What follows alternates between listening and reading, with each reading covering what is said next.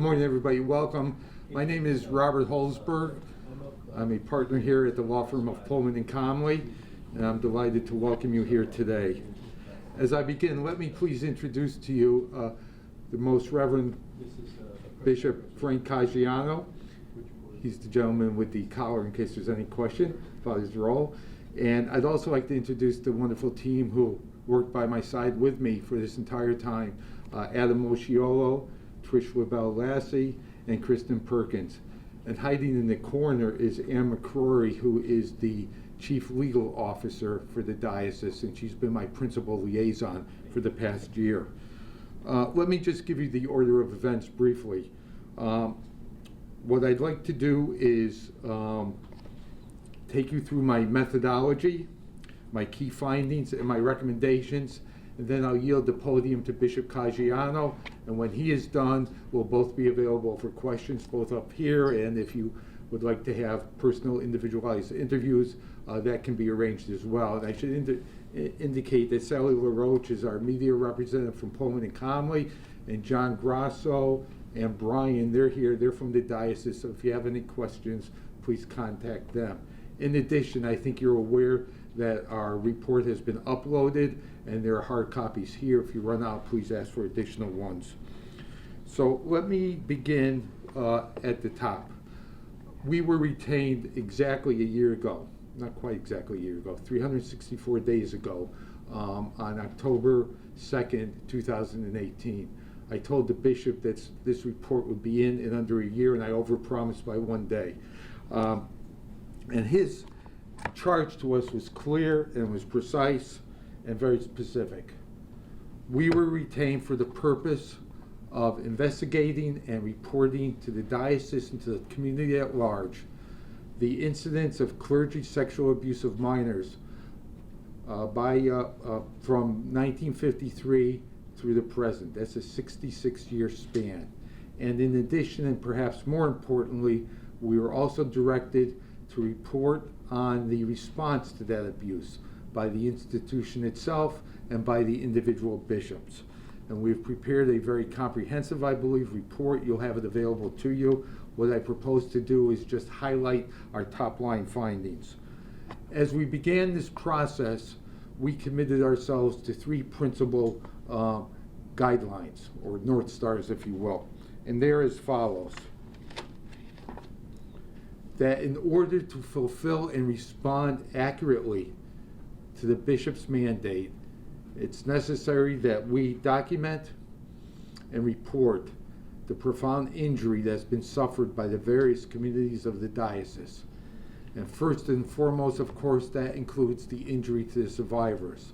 And we spend a considerable amount of time in our report chronicling the terrible impact in many cases that the abuse has had on them, the pain and anguish that they've carried throughout their lives, and the impact that's had both on them, on their families, and on their loved ones. But it's not only the survivors who have suffered as a result of this prolonged problem, it's also the members of the faithful. Many have reported to us that their faith, if it has not been shattered, has at least been called into question. And the good, hardworking priests who came to the priesthood for all the right reasons and who tried to discharge their obligations daily have also suffered. And I will tell you in a few minutes that the number of priests who we've identified as being abusers constitutes about 5% of the entire cohort of priests who've served the diocese over the last 65 years. So that means that there's 95% of the priests today who carry, to some degree or other, the stigma of the misdeeds of their brothers. And finally, and it's worth mentioning and underscoring, the institution itself, we have discovered, has suffered. And I often ask myself, over the past year, I've often asked myself, what would the $56 million that has been spent to resolve cases have done in terms of bolstering the diocese's commitment to its school system, to feeding the hungry, and to helping all of those to whom it has a commitment. Our second principle and guideline is that we would be thorough, and we'd be accurate, and we'd be honest. That is the nature of the oath I took as a judge in 1990 when I was sworn in by Governor O'Neill, and that is the same obligation that I hope that I and my team have brought to this report and investigation. And let me share with you, if I might, just one brief anecdote. When I was in discussions with Attorney McCrory a year ago about whether I'd be retained and the scope of the engagement, I said to her that it's really important that I meet with the bishop, because I need to understand that he's committed to this, and he needs to understand that I will only undertake this engagement if there's a clear recognition that our report will follow no certain path, that it will not play favorites, and that will call the facts out as we find them. And he said to me, in a word, I'm hiring you and I'm getting out of your way. If you have any problems, here's my personal phone call, personal phone line, and call me anytime. And fortunately, I'm happy to report I've never had to take advantage of that opportunity or that offer. Third, we have been committed to a process that casts as wide a net as possible. We believed it was important at the outset that we gather as much information as is possible, and that we interview as many people who are either witnesses or have some interest in the events of the last 65 years. And in that regard, let me indicate that we've had the full cooperation of the bishop, his chief administrative officers, the priests, and the staff of the diocese.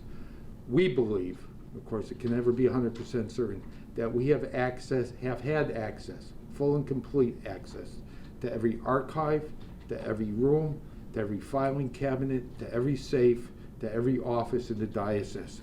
And let me just show to you, there's been a lot written over the years about the so-called secret archives. We deal with that in our report. I don't want to get lost in the weeds today. But I just want to illustrate for you and our readers, and this would be at Appendix 6 of the printed report, the area in the basement that stores many of the records of the past 65 years, including priest personnel files, writings of the bishops, and so on and so forth. And we've had access to that. And I mentioned we've had access to a safe that was locked. We retained a locksmith. We didn't find any secret papers, but we did find the chalice, which was returned.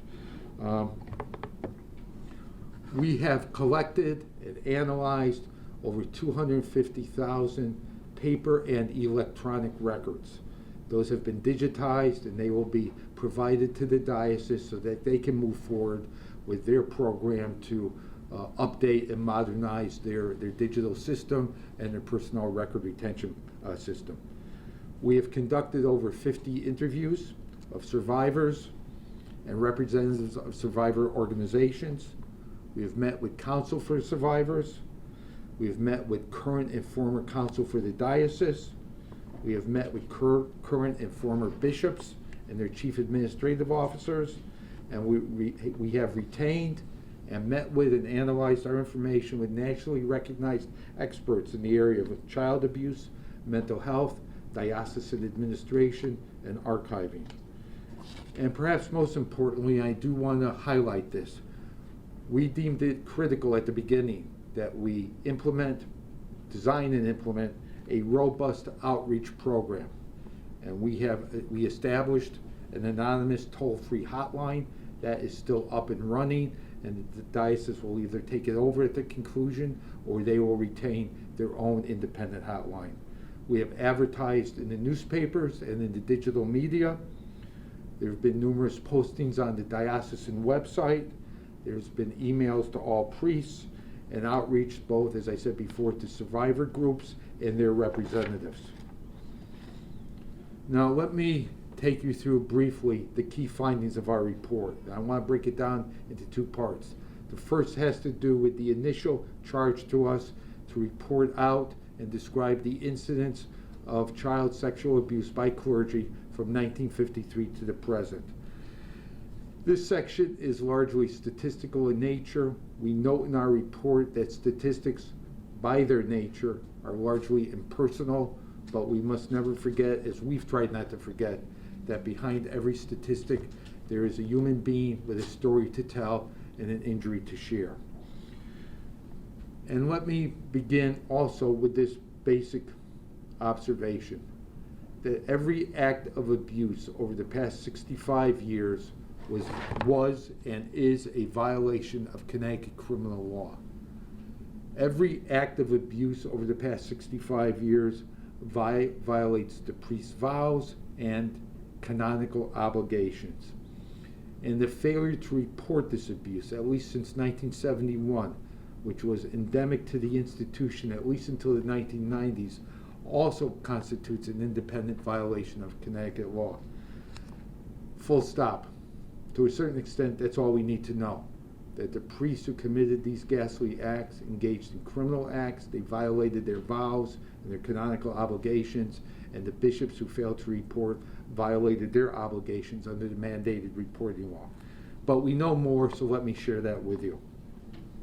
We've identified, and this information is largely consistent with what the diocese has determined based on its own investigations in response to court orders. We've identified 281 victims over the course of the past 65 years. Now, a little bit of nuance, if I might. The information in support of those claims varies. In many cases, the information is overwhelming and it is conclusive. In a certain swath of cases, the information is slightly more ambiguous. And in others, there's very little information. Sometimes just a single piece of paper in the file or an anonymous complaint. Sometimes the file involves a claim of either a victim or a priest who is deceased. But in any event, the bottom line for our purposes is we have identified 281 victims. We believe that there may be more because as we report, Bishop Curtis acknowledged that he destroyed records and purged files.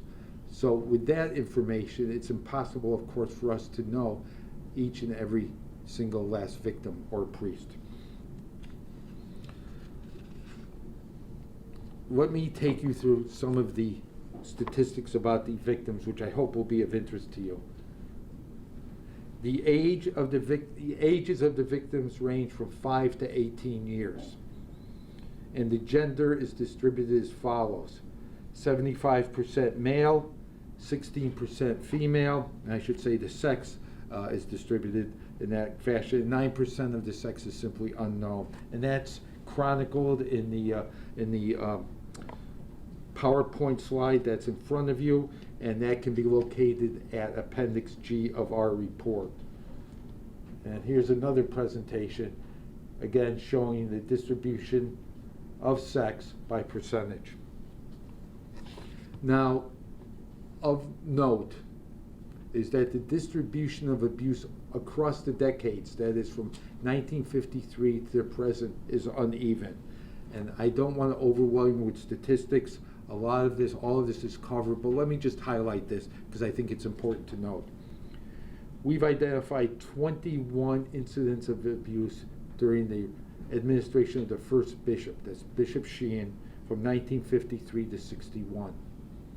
We've identified 217 incidents of abuse during the administration of Bishop Walter Curtis, and he served from 1961 to 1988.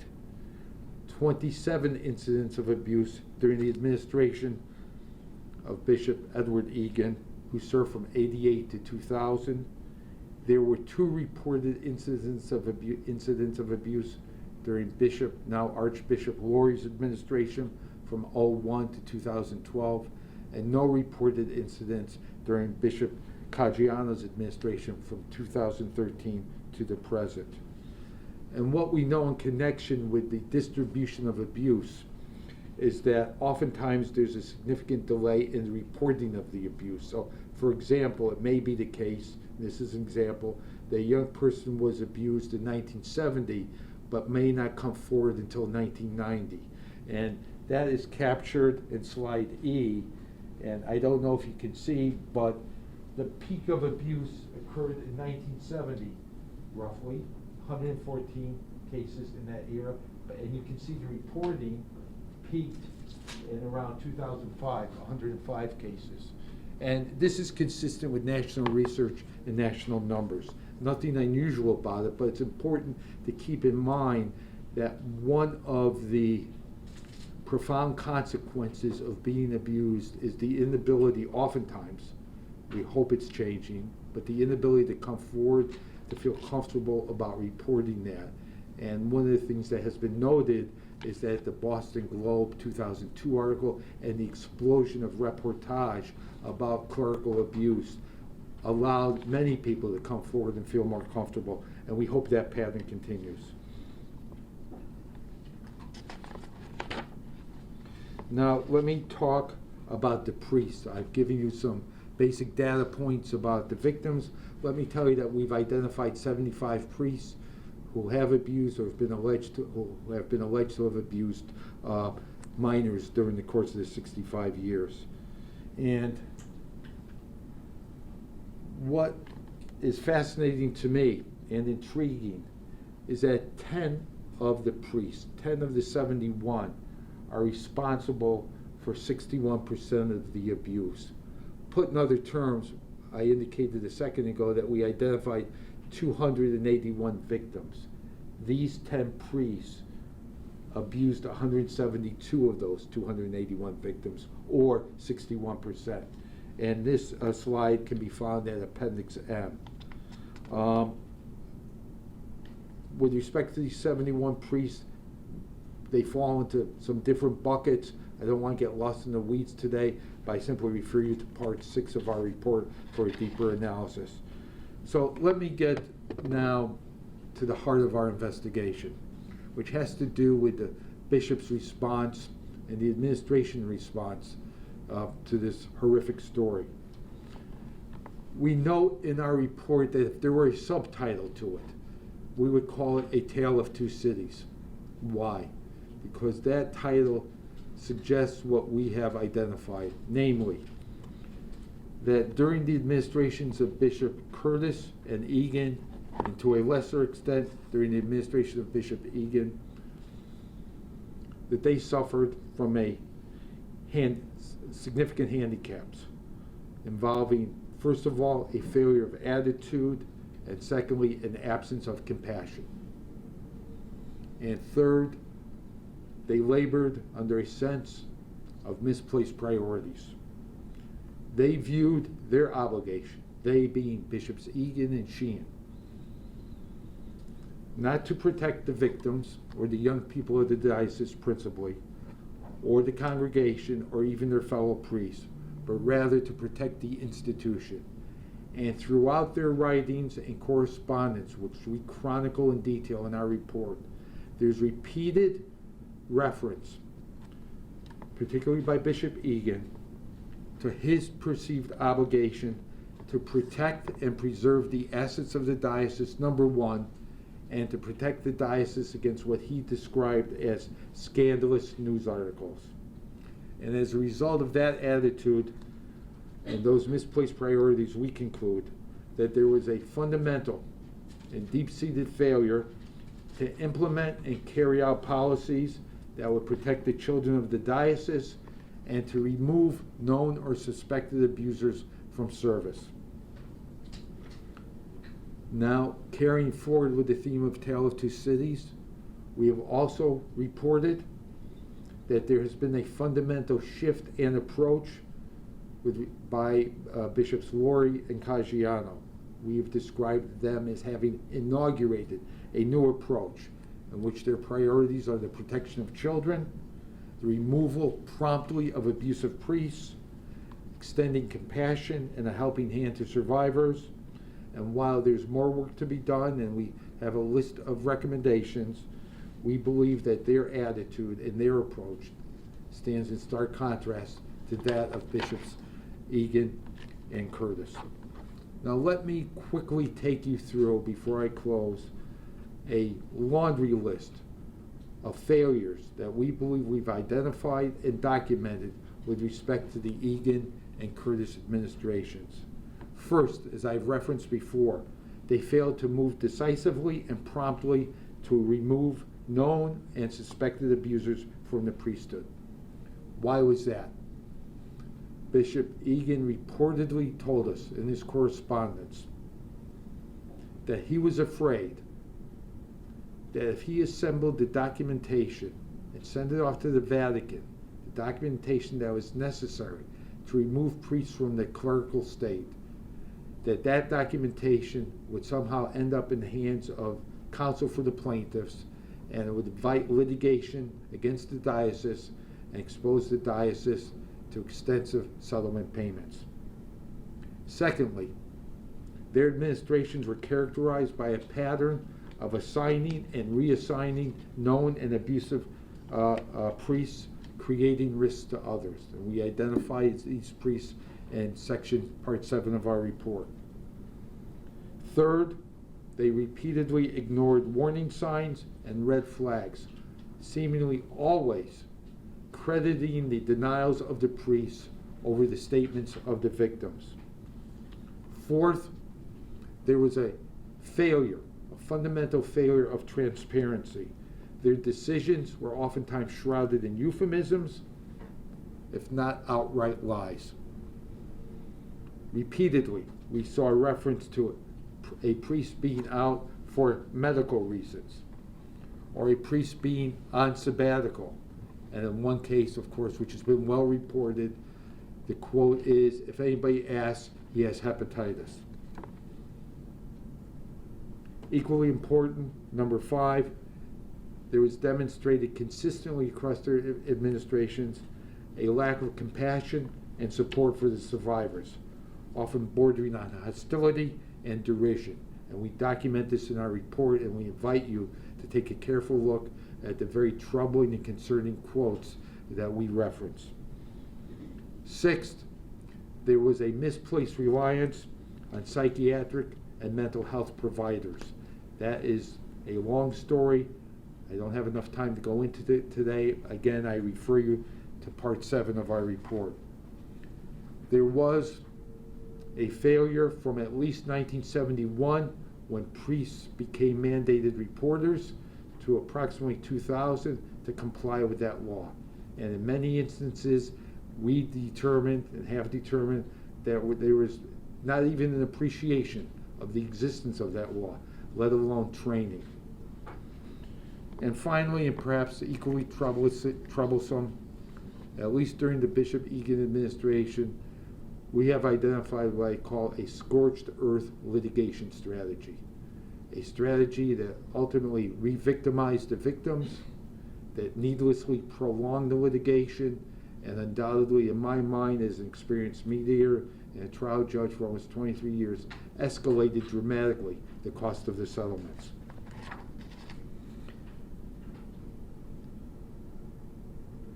We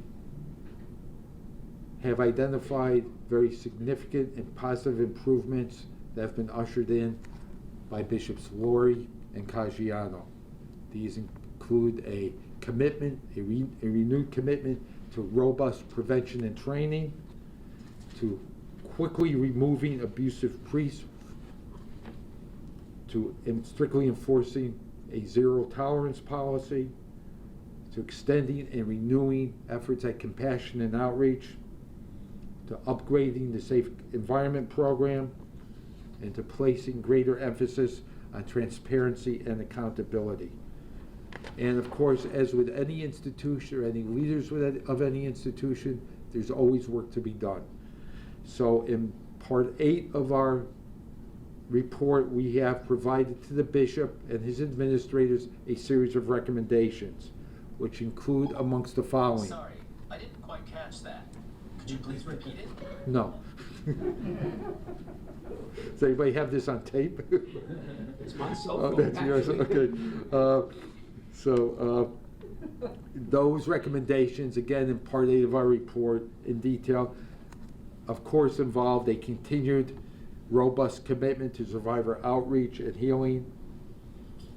We recommend that should there be an allegation of sexual abuse against any bishop of this diocese, that be reviewed by an independent, neutral third party who is not a cleric, either fellow bishop or priest. We think it's important that their record keeping and files be updated. We're in the process, as I mentioned before, of sharing with them all of the digitized files that we've created. We have recommended a second review of certain files involving certain priests. We encourage the bishop and his staff to continue their very fulsome support of the Safe Environment Program. We have specific recommendations. I'd simply note that one of our experts is a woman by the name of Barbara Thorpe, who is the former director of the Boston Diocese Safe Environment Program. She is happy to chat with you, and in our appendix we have a very detailed list of her recommendations.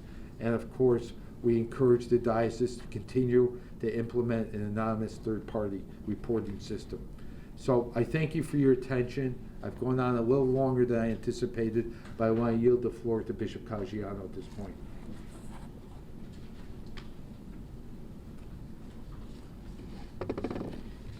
Good morning, everyone.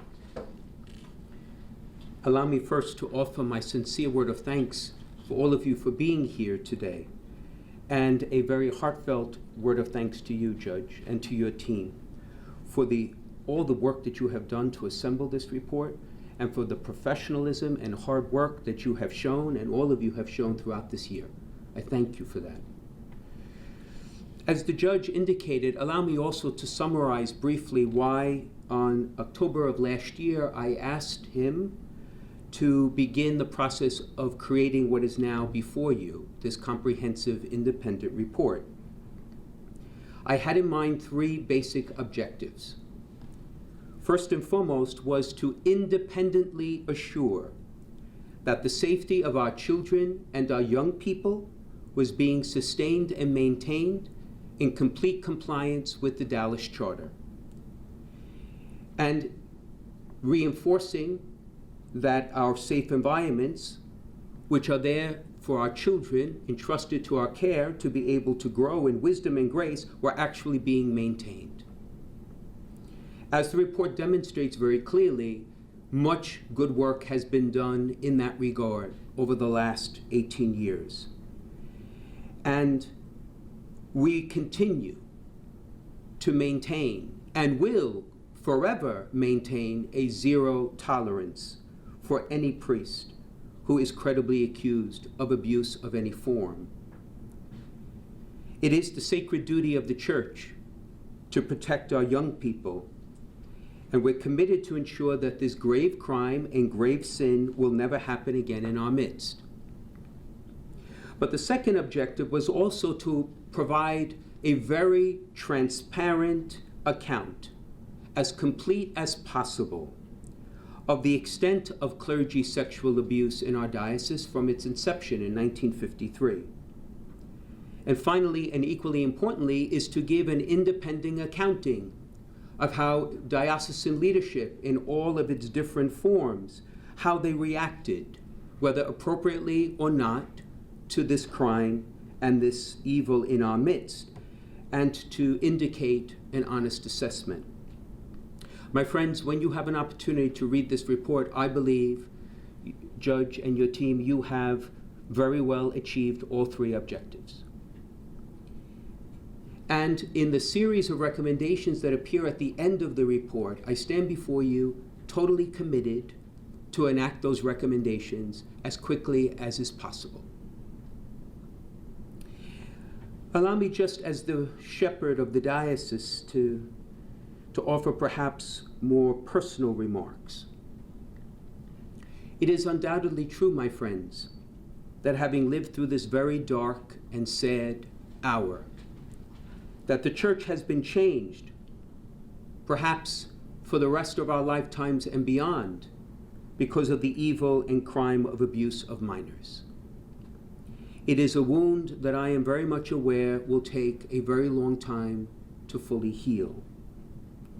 However, this report, I believe, is an important and essential step in our ongoing efforts to bring healing to anyone who has been wounded by this scourge.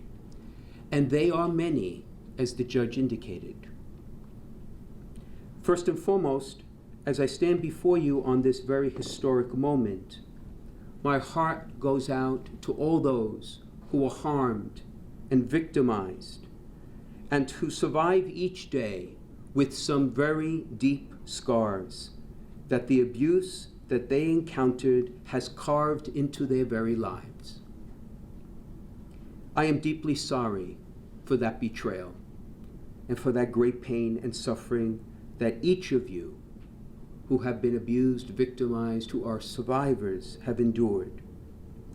And I pledge to you, my own personal pledge and the pledge of this diocese, that we will accompany you in any way we can on the road to healing. But I'm also very mindful that to those whose relatives and friends walked with you, and particularly in those initial moments of coming forward, sharing painfully what happened, I'm also very sorry for them, for the pain that they endured, parents, brothers, sisters, relatives, and friends, who have endured as they courageously witnessed and accompanied you in your journey of healing. One of the hidden graces of this episode, this moment, this chapter in the life of our diocese, quite frankly, my friends, is I have had the great privilege to meet many of those who are surviving from the scars of abuse, some of whom are here in this room, many of whom I consider now my friends, and they are all my co-workers, as we collaborate together to ensure that this evil will never occur again in our midst. But to those who are here present, I want to thank you for your friendship and for your leadership and for the support that you have given me in my ministry as bishop. As the judge says so beautifully, as I stand before you, I think of the many, many thousands of priests in our diocese who have been faithful witnesses and given generous service to their people. As the judge alluded, they too, we have all, clerics, been wounded by this grave sin and evil, because many look upon us now with great suspicion simply because we are Catholic priests. I want to speak to all the priests of this diocese who have been faithful. I want them to know I also stand with you, and I will support you in any way I can as you go forward in your ministry. But I also expect from them, as I expect from myself, that we will live fully and completely the code of pastoral conduct that we have. So we will always assure that every child will always be in an environment that is safe and nurturing and consonant with the gospel and what the Lord and our Savior has asked us to do. Allow me also to express my thanks to the thousands and thousands of lay faithful in our diocese, whose trust in leadership has been very much tried and tested these past years. Today is an historic moment for us. Over a year ago, you made your voices heard, that you wanted an account that is independent, transparent, that is truly a full rendering of what has happened, and we have now arrived at that point of providing that. I promise I will continue to work as best I can to restore that trust and to be as transparent and as accountable as is humanly possible as we go forward to renew our diocese together. I also want to address myself to young people in our diocese, a group that I have had the privilege to work with in many different ways over the years, a group that is very close to my heart. You are the hope of change. You are the great gift of the Lord in our midst. And I know that I and everyone who works with me is recommitting ourselves today to stand with you, to serve you, to respect you, and to invite you into leadership in the church. In my prayer that this report will provide us the beginning of this new springtime of life in the church as we move forward. And allow me just to end with this. To all people who will be listening to this, reading this report, to all those in our society, as the church begins to emerge out of this dark chapter of its life, I wish to say to all people of every faith, all people of goodwill, that let us join together our efforts to create truly safe environments for all our children, wherever they may be, wherever they find themselves, so that we can eradicate this evil and this crime from our midst, no matter where it is found, no matter where it lurks in the shadows. I'm very grateful for your presence here, my friends, and for your attention. And I invite the judge to come forward because there may be questions, or I'm sure there are questions, maybe questions that you may want to ask. Thank you, Bishop. Thank you. Before I take any questions, may I just add a quick PS? The bishop mentioned at the top of his comments that one of his goals, his commitments, is to be fully compliant with the United States Catholic Council of Bishops requirements or mandates. And we did look at that, and they are compliant, and in certain respects have gone beyond those mandates. So I just want to make sure that that's clear. I'm happy to take any questions, or if you have questions for the bishop, he's standing right by my side. Did you find anything that you needed to refer to law enforcement for this? We did not, although we have recommended that going forward that there be full compliance with a memo of understanding that was executed during Bishop Lord's administration, that all claims of abuse be forwarded to law enforcement authorities. Of the 71 priests that were identified, do you know if any of them are still priests? Let's see, 42 of them have been put on the diocesan, 41 of them, I'm sorry, have been placed on the diocesan credibly accused list. And I'm going to look for assistance on this. I believe all of them have been removed from ministry. Is that correct? That's correct. So 41 have been removed out of the 71. There are an additional 10 priests who have been the subject of payments, civil settlements. And we have recommended that the diocese take a second look at those matters because of the payment and because of payments and because of other information we've discovered. I would anticipate that some of those may be placed on the credibly accused list and therefore removed from the diocese subsequently. But that's not a call that I make. That's up to the review board. And you mentioned in your statement that there was a second review of certain files. Is that what you did? That's what I'm referring to. And just to put a fine point on it, there's another 20 priests as to whom there are allegations that are not supported by significant or meaningful evidence. I refer to the anonymous complaints or a complaint that came forward after either the priest or the victim passed away. It's our feeling that there ought to be at least a secondary look at those files so that the community at large and the diocesan community can be assured that all available information has been excavated and reviewed. We've undertaken a very sophisticated digital search of these records, and it's our belief, although we haven't confirmed it, there may be additional information that's relevant to some or all of these cases. Judge, how many records are missing?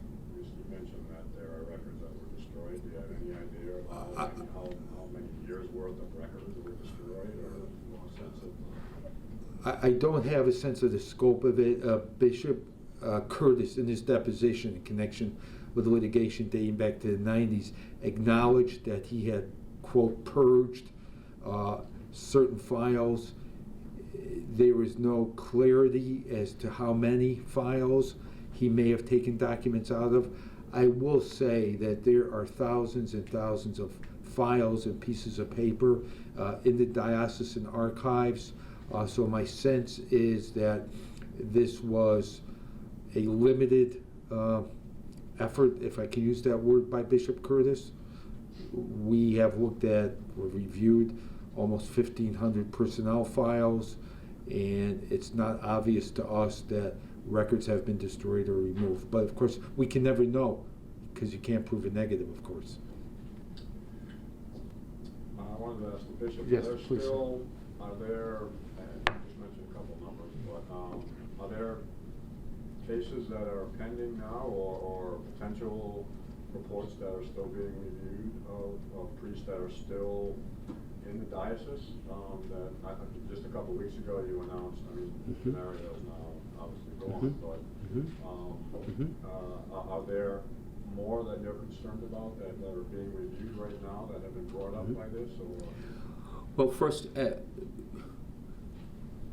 when we receive information, we promptly, immediately act on it, and to the extent that it requires, it goes to the review board for an accounting. So some of the recent decisions that priests have been made, have been declared credibly accused, is because new information has come forward, and we are committed to continue to do that. Part of what the judge is alluding to is that there was, for a very long time, a decision made that those who are deceased would not necessarily, upon being deceased, that have their cases reviewed by the review board, because if you recall the Dallas Charter, its purpose was to ensure that we had a safe environment, so that if a priest who was abusive was dead, then of course he could no longer harm anyone. But I reversed that decision 2 years ago, and many of those who are deceased now have been going through the process of review in the review board.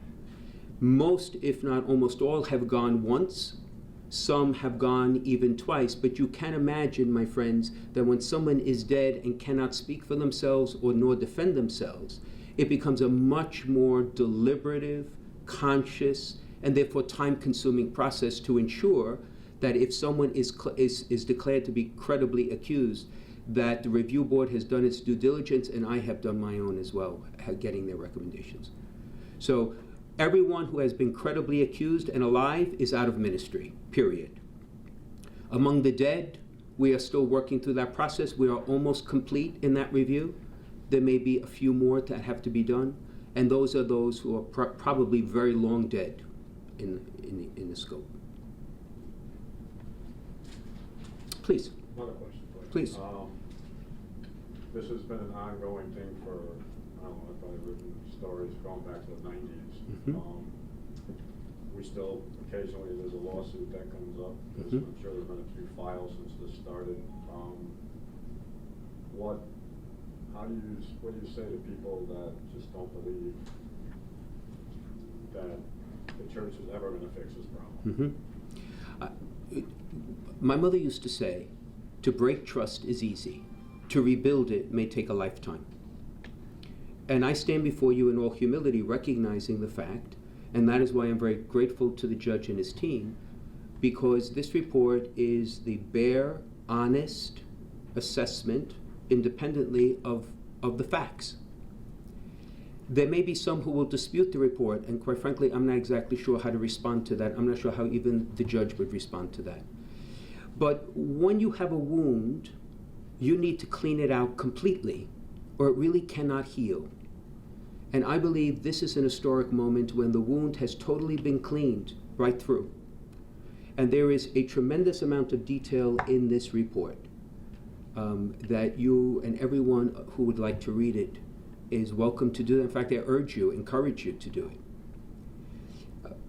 So for those who may still not believe this is a full accounting, perhaps they could address it to the judge, address it to his team, but I'm not sure transparency gets any more transparent than this. Was there anything in this report that surprised you, or any names, or anything that you were surprised about when you saw it? It's an interesting question, insofar as much of what is in this report has already been made public in different fora around, in the last 15 years.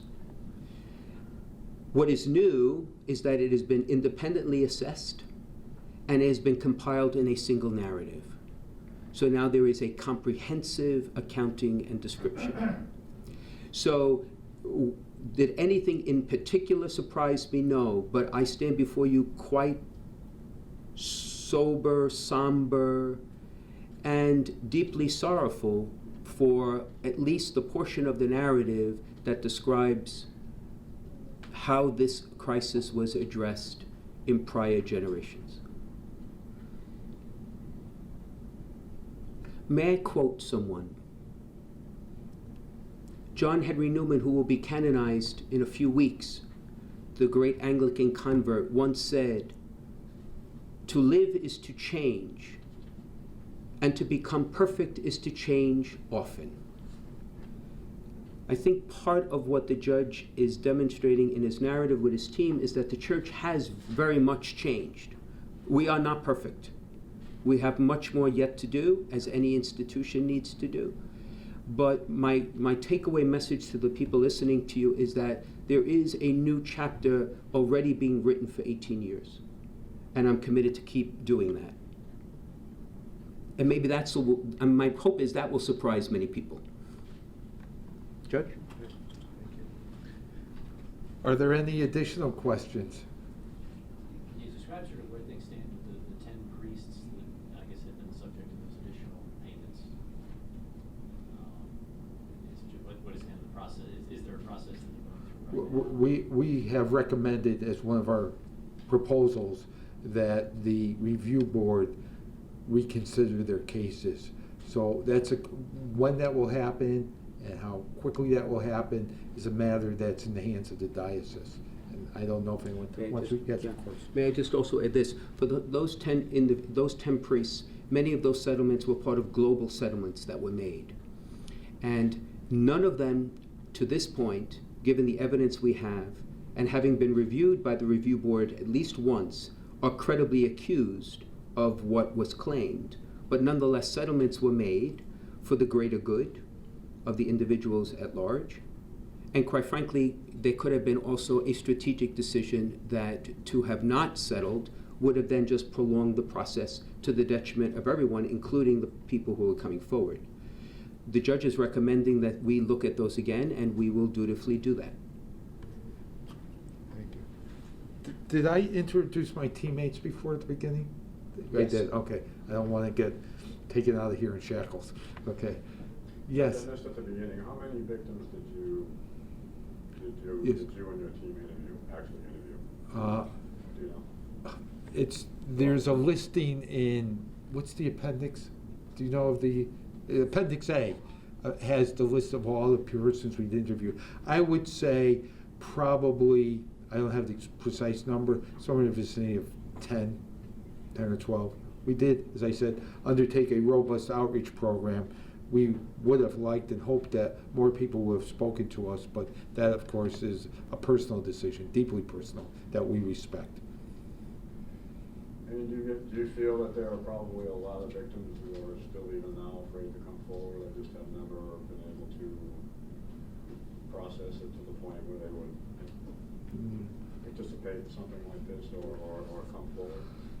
I don't know that from first-hand information because we haven't spoken to those people, but we spent a considerable amount of time looking at the research and the literature and the sort of the history of victimization, and it certainly would be consistent with what we know, that people would be reluctant to come forward for a variety of reasons, all of which, of course, are deeply, deeply personal and very understandable.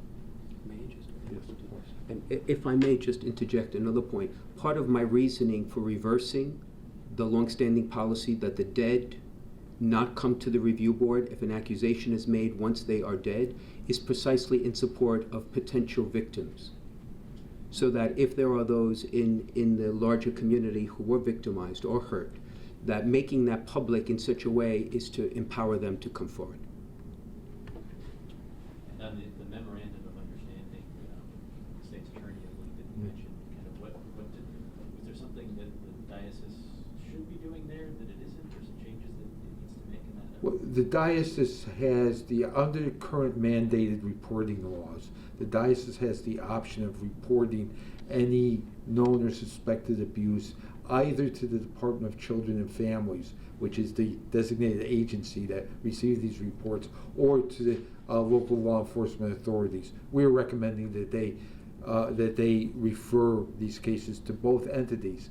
I will tell you that it's our assessment that the diocese currently is far exceeding the mandate required by state law in terms of referring to the Department of Children and Families. They have an existing policy that requires all cases of abuse, no matter the age of the victim or the date of the alleged incident, to be reported. It's not clear that the statute requires that, but I believe it's the bishop's position that as a prophylactic rule, he wants everything reported up the line.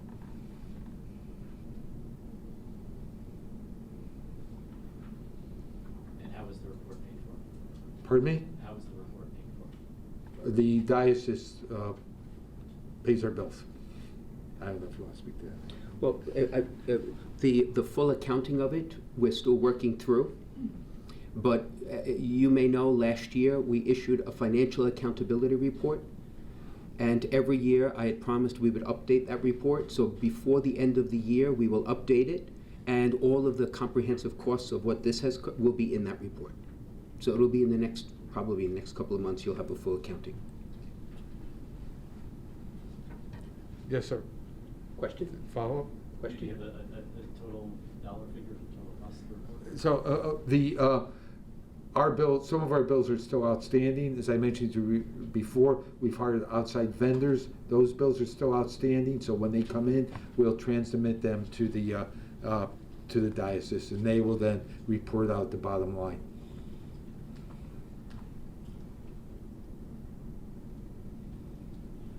Anything else? Thank you. Okay. Thank you very much. Thank you, Judge. Thank you. Thank you. Thank you.